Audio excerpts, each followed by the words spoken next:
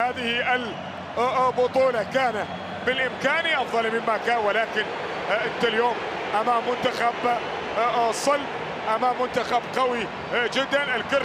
الكرة الأمامية العرضية، الله، أتى ببصمته الخاصة، أتى ببصمته الخاصة.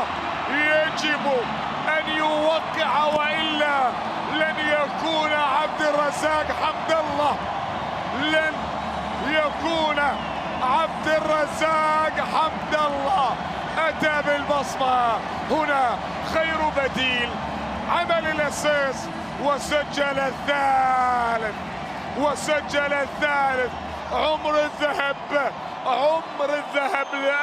لا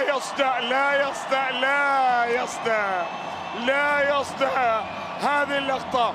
وهنا لدينا الكرة في الجهة اليمنى، وسبق دفاعات الإمارات. يقولون في المغرب اللي فاتك بليلة فاتك بحيلة، وهذا ما فعل طبعا عبد الرزاق حمد الله في ثالث الأهداف.